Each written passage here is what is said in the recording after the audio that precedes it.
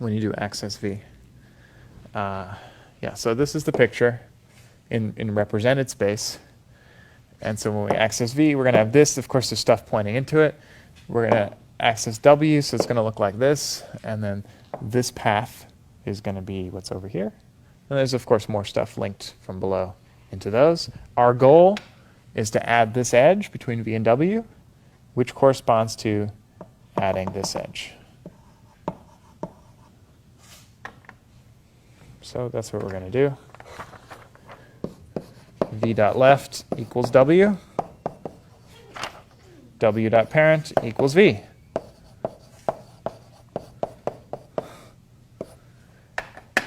If you want, you could instead make v the right child of w. And that looks much more sane. I like it this way because it looks kind of insane. This is not balanced or anything. But splay trees will fix it, so you don't have to worry. This is the carefree approach to data structuring. And you just leave it to the analysis to make sure everything here is going to be log n amortized. But you can check this is doing the right thing because v is deeper than w, right? So we had this path from the root over here to w. We're extending the path by one node, v, and so v should be to the right of everything. So either it goes down here, as a right child of w, that would also work, or we make it the parent of w on the right. That works. It's in the correct order, binary search tree order. Okay? So you can see links and cuts are easy. In fact, the most complicated was find root, where we had to do a walk and a splay. But basically, everything reduces to access. If access is fast, all these operations will be fast, because they spend essentially constant time plus a constant number of accesses. Except for find root, it also does a splay. But we're going to show splays are efficient as well as part of access, because access does a ton of splays. So if this is log n amortized, surely one splay is log n amortized, and indeed that will be the case. Splay is an access. Here I'm treating splay not as an access. So I'm going to define access to mean calling this function. R is already like a top tree, so access starts by splaying R, then you have top. Okay, so over here, access first splays v, and it splays various things. It might not splay r. No, I'm saying Or- if you call access R instead of display R, that would effectively display R. Oh, good. That might simplify my analysis. I'll just change this line to access r. Good. Why not? Yeah, that seems like a good way. Okay, I think you could do that. It might simplify conceptually what's going on. The one thing I find annoying about it is it's an aesthetic, let's say. So here I was talking about the last access, and if you define the last access to mean access, that's fine. But also another intuitive notion of the last access is the last time it was given to any of these functions: cut, link, find root, path aggregate. And so R is not really given to the function. Of course, it's the output of find root, so maybe you think of that as an access. You could say find root is accessing the root. Either way, this should work either way. But I think I like that. Just have to redefine things a little. Okay, let's do some analysis. This is the data structure. Algorithms are all up there in their gory detail. This is, of course, the goriest. But yeah.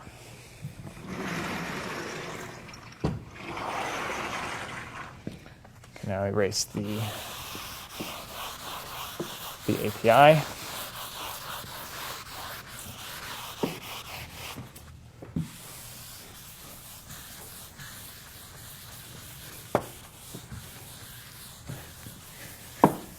This makes me think of Google versus Oracle.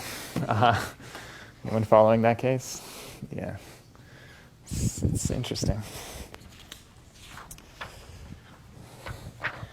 Okay.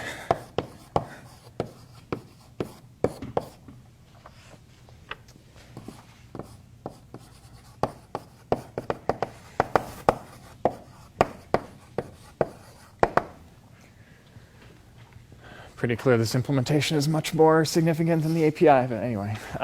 We have, first goal is to prove log squared. This is just like a warm-up. This is actually trivial at this point. We've done all the work to do a log squared bound. In fact, you just replace the splay tree with a red-black tree, and you know that each of these operations is log n. All displays that we do, I mean, you can do essentially like a splay in a balanced binary search tree. You can still move it to the root. You can still maintain that temporarily and maintain the height is order log n. It's one way to view it. Or you can observe the display tree analysis that gives you log n, which we haven't actually covered in this class, still applies in this scenario. Even though it's not one splay tree, it's a bunch of splay trees. You can show each of the displays is order log n. So what that gives you is that, so we have, let's just say it's order log n amortized per splay. If you use splay trees or use regular balanced search trees, it's definitely log n. So then if we do m operations, it's going to cost, we're not actually going to be done here, order log n times m plus total number of preferred child changes.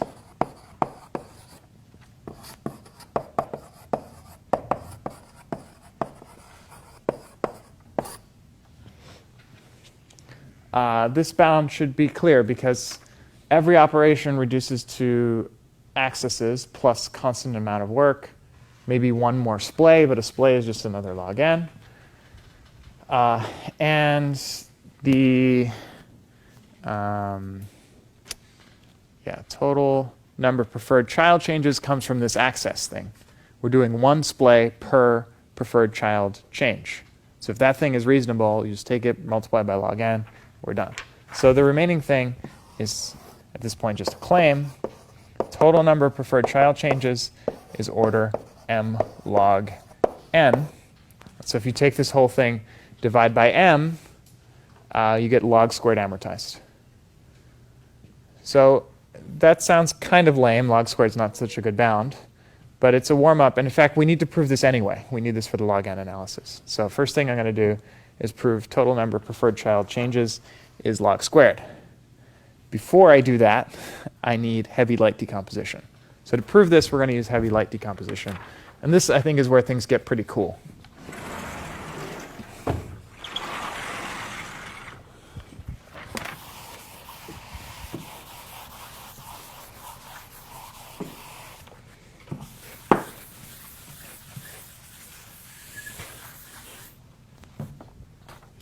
So heavy light decomposition. This is another way to decompose a tree into paths. So heavy light decomposition is again going to apply to the represented tree, not the tree of Ox trees. It's like an intrinsic thing. It's very simple. We define the size of a node to be the number of nodes in that subtree. We've done this many times, I think.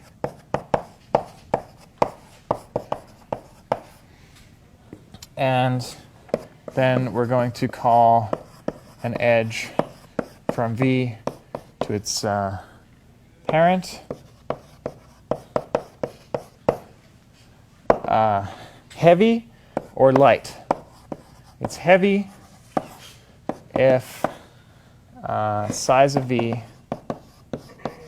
is more than a half of the size of its parent.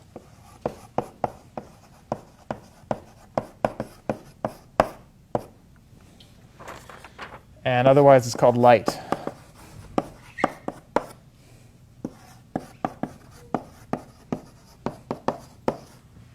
Okay, so we have parent, have some child V, has loads of other children. I just want to know, is V the heaviest of all your children? That's one way to define it. But in particular, is it bigger than half of the total weight of P? So there might not be any heavy child according to this definition. Maybe it's nicely evenly balanced. Everybody's got a third. But if somebody's got bigger than a half, I call it heavy. Everybody else is light. So there's going to be at most one heavy edge from every node. Therefore, heavy edges decompose your world into paths. Heavy paths decompose the tree.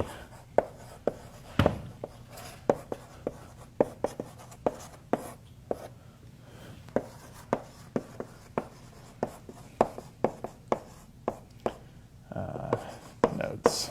Every node lives in some heavy path. It may be a node has no heavy childs, but at most one. This may seem kind of silly, But in fact, because most of maybe all edges are light, this might not do anything. Every node is in its own path. That's actually a really good case. Light edges are good. Why are they good? Because then the size of V is at most half the size of its parent. Meaning every time you follow a light edge, the size of your subtree went down by a factor of 2. How many times can that happen? Log n times. Start with everything at the root. As you walk down, if you're decreasing your size by a factor of 2 every time, you can only follow log n light edges. This is what we call the light depth of a node.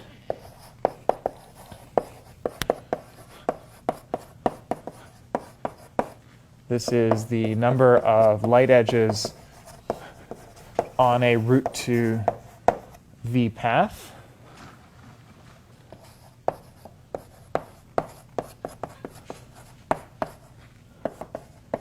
And it is always at most log n. Now, the number of heavy edges could be huge. Maybe your tree is a path, then every edge is heavy. And you follow n of them to get from the root to V. So we can't bound the number of heavy edges, but the number of light edges we can bound as log n. This is where heavy light decomposition is useful. So we've got preferred path decomposition. Our data structure, we're not going to change it. It's still following the preferred path decomposition, but our analysis is going to think about which edges are heavy and which are light. In general, an edge can have 4 different states. It could be preferred or not preferred. And it could be, preferred or not preferred. It could be heavy or light. All 4 of those combinations are possible because one of them has to do with the axis sequence. The other has to do with the structure of the tree. These are basically orthogonal to each other. Okay. So let's maybe go here.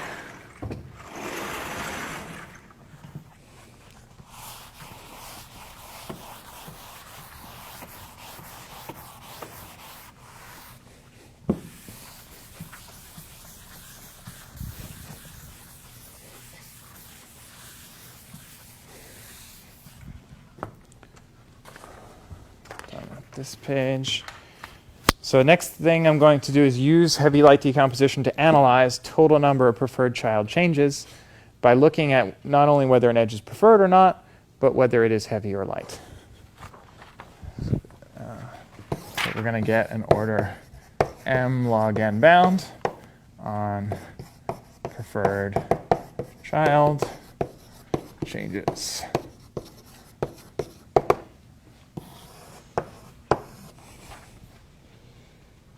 So here's the big idea.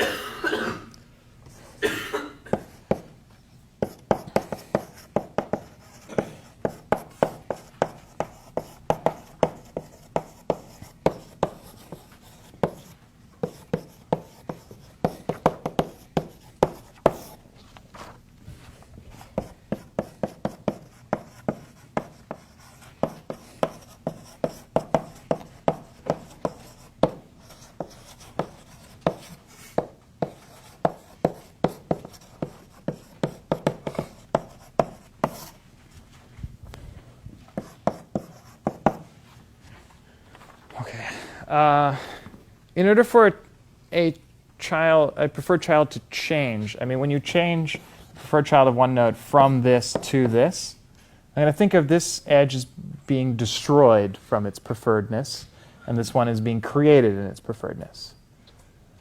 Okay? So, of course, if we could count preferred edge creations. That would be basically the same as preferred child changes.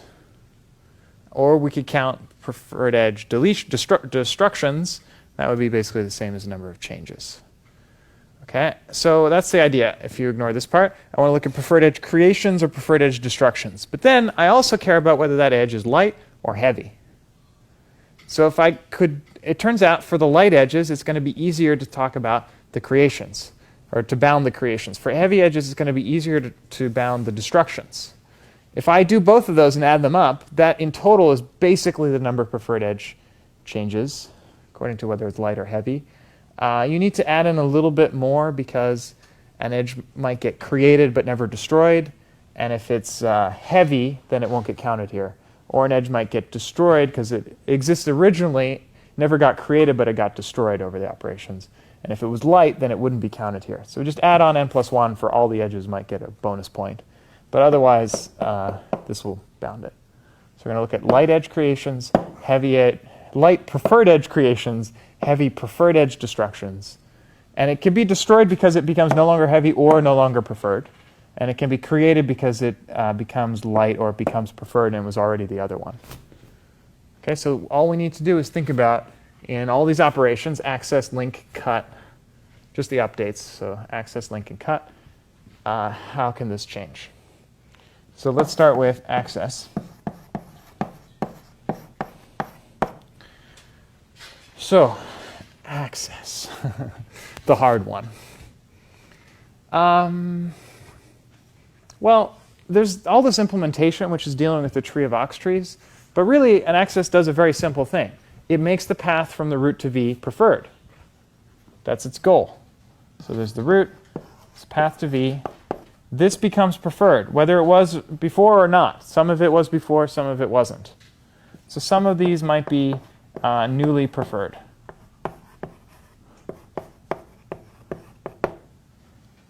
It does not change which edges are heavy or light. It does not change the structure of the tree when you do an access. Only link and cut change the structure of the tree. So it makes some of these edges preferred. What that means, of course, is that some other edges used to be preferred and are no longer preferred. Those are the preferred child changes. So if we look at this, first concern is that we're creating new preferred edges, so maybe we create some new light preferred edges. How many new light preferred edges could we create along this path? At most log n, whatever the light depth of v is an upper bound. So make at most log n light preferred edges because they all live on a single path. And it would be really hard to bound how many heavy preferred edges we make. But we don't have to. We only have to worry about heavy preferred edges being destroyed. Now those edges could be these ones. These edges used to be preferred. Now they're not. If they were heavy, then I have to pay for them.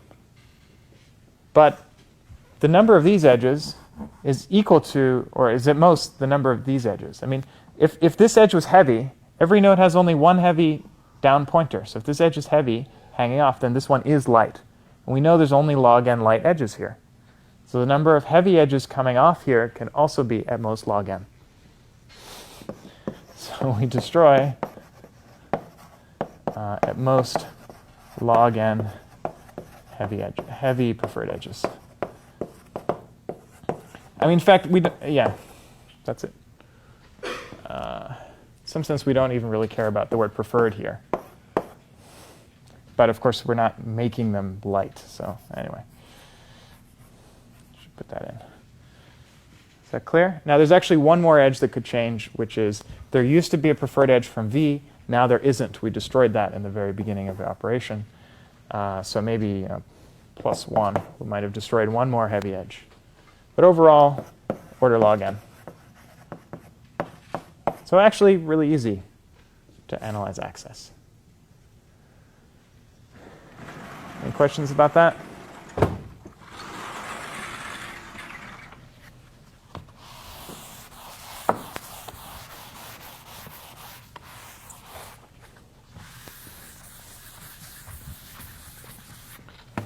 Okay, link and cut. Nothing much to say here. Yeah. So link and cut don't really change what's preferred. I'm analyzing. I'm going to think about what link does after it accesses v and w, because access we've already analyzed. So link is just these two operations which add a single pointer. So if you look at what that's doing in the represented tree, which was v was the root, and we made it to be a new child of w, which lived in some tree over here. That's in the represented tree what happens. What happens is that w gets heavier. I guess also this gets heavier. all the nodes on this root to W path get heavier. That's all that happens in terms of heavy, light. Preferred paths don't change, just about heavy and light changing. Okay. In fact, this will be a preferred path from the root to V, because we just accessed those guys.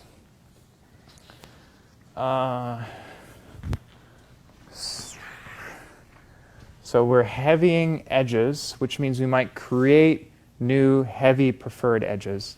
But we don't care about heavy preferred edges being created. We only care about them being destroyed.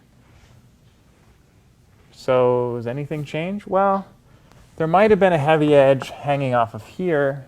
Is that possible? If this, yeah, so this might turn light because this one became heavier.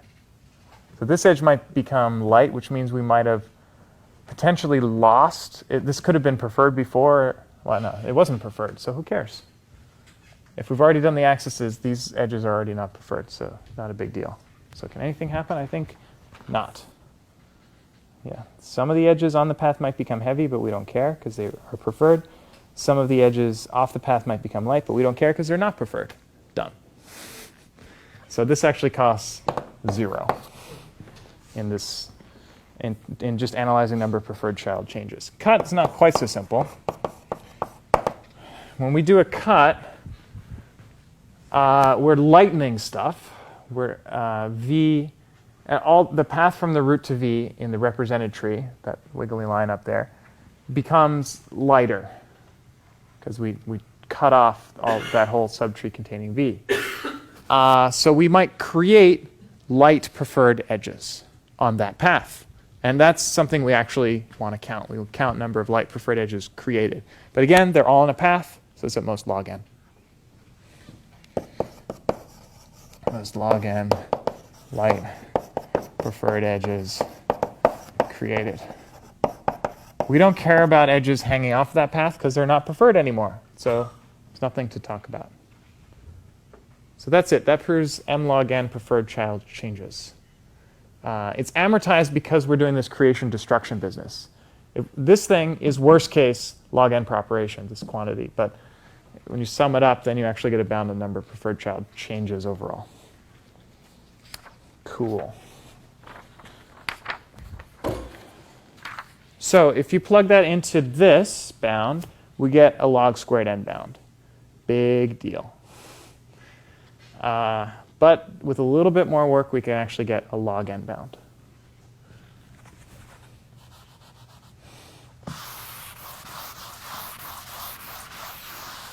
For this, we need to actually know a little bit about splay tree analysis, which I didn't cover in lecture 6. I mean, probably would have forgotten it by now anyway. So let me give you what little you need to know about splay analysis. First, I need to define a slightly weird quantity. It's kind of like the weight of a node. It's a capital W, but a little bit weird.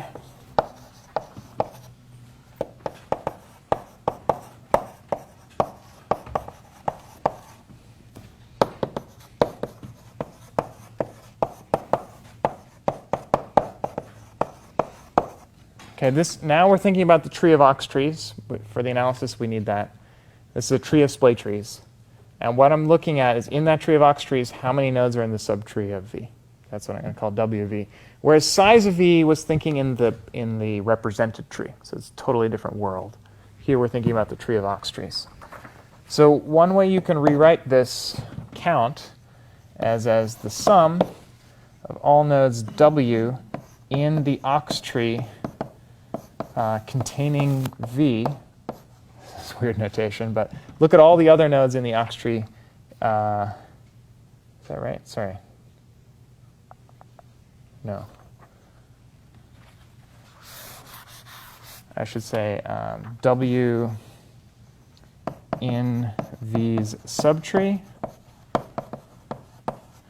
in V's ox tree. This is awkward to say, but what I mean is there's an ox tree containing a node V, and I want to look in that subtree all nodes W, just within the ox tree though. And for all those nodes, I take 1 plus the size of ox trees hanging off.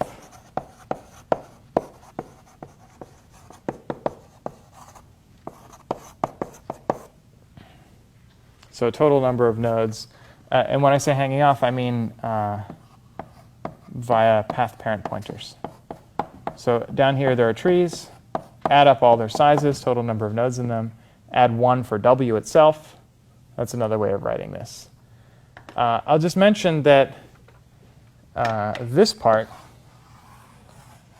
is what's normally considered in splay trees. This is a bonus thing that basically doesn't matter. I'll justify that in a second.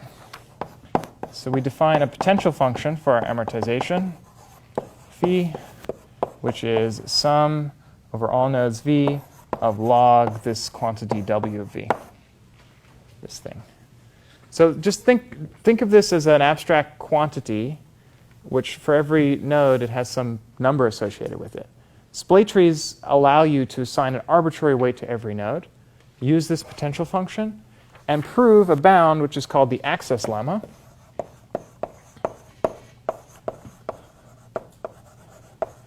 The access lemma says that for this potential function, the amortized cost of doing a splay operation of splay of v is at most 3 times log w of root of v's ox tree minus log w of v plus 1. Okay. So this is something called the access lemma. It's used to prove, for example, that splay trees have log n performance amortized. It's also used to prove that they have a working set bound, which you may recall from lecture 6. But we never actually mentioned the access lemma. It's a tool. It's an analysis tool. You get to define this works no matter how the w's are defined. And remember, we're thinking of splaying just within a single ox tree. So the size of the ox trees hanging off don't change during a splay. They just come along for the ride. So this analysis, the old analysis of splay trees, I haven't proved this lemma to you, but still applies in this setting. And given my lack of time, I will just say in words, the way you prove this lemma is very simple. You analyze each operation of the splay separately. There's a zig-zig case and a zigzag case. And you argue that every time you do such an operation, you pay 3 times log of w of v after the operation minus log of w of v before the operation. So you just see how w of v changes when it goes up after you do the splay operation. And it turns out it's at most 3 times log of that. And it has to do with concavity of log and others, just basic checking. Once you have that, you get a telescoping sum. Each operation is log w new minus log w old. Those cancel in turn until you get the final log w of v minus the original log w of v. The final log w of v is whatever, v becomes the root, and so it has everybody below it. So that's the access lemma. So assuming the access lemma, I want to prove to you a log n bound. Maybe over here.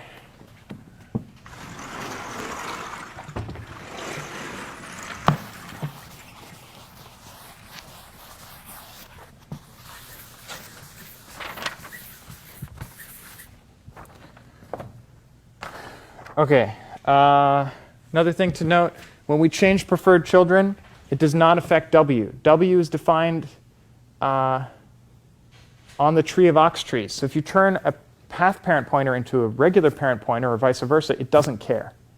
It looks the same from the tree of ox trees perspective. All that matters is when you do splays, this stuff happens. But the splay analysis tells us how splays behave. So we're kind of good. If you look at what we did over here, when we splayed V, then we splayed W, then we did a little bit of manipulation, which doesn't matter in this analysis, and then we splayed V one more time. How much does that cost? According to the access lemma, it's basically going to cost you order log w of little w minus log w of v plus 1. Because, well, is it clear? When we do the first splay of v going up to the root, that costs log of w of the whole tree containing v minus log of w of v. But if you just look at log, w is higher than the root of v. So if we take log of w of the whole thing from w downwards minus log w of v, that includes the cost that we did for the initial splay of v. Then when we splay w, well, that's basically the same thing, but the next level up. So if you look at log of w of w minus log of w of the next level up, that's what it's going to cost to splay w. To splay v again will again cost this bound. The point is we sum this up over all the v's over all the preferred child changes. And what we get is a telescoping scum again. Same as in the splay analysis. So we end up with order log w of everything, which n, minus, I guess, the log of w of the original v, but we don't really care about that, plus the number of preferred child changes. And now we're golden, because before, the obvious bound was number of preferred child changes times log n. Now it's number of preferred child changes plus log n for an entire axis. And so we pay log n here. We already know the amortized number of preferred child changes is log n per operation. So overall, the amortized cost per operation is log n. And we're done. So I'll just mention the worst case version of link cut trees, instead of the amortized splay-based version, they actually store the heavy light decomposition. They don't use preferred path decomposition at all, which makes all the algorithms messy. But you can just maintain the heavy light decomposition dynamically as the tree is changing. And then you use a kind of weight balance trees like we saw in the strings lecture, where if you store nodes, the depth of a node is sort of related to log of its size. Or inversely related, I guess. So you try to put all the heavy things near the root because they're more likely to be accessed. And then you guarantee that the overall tree of ox trees has log n depth by skewing each of the ox trees to match. So it can be done, but all the operations are messier because you no longer have the convenience of preferred paths to make it easy to link and cut things. That's it.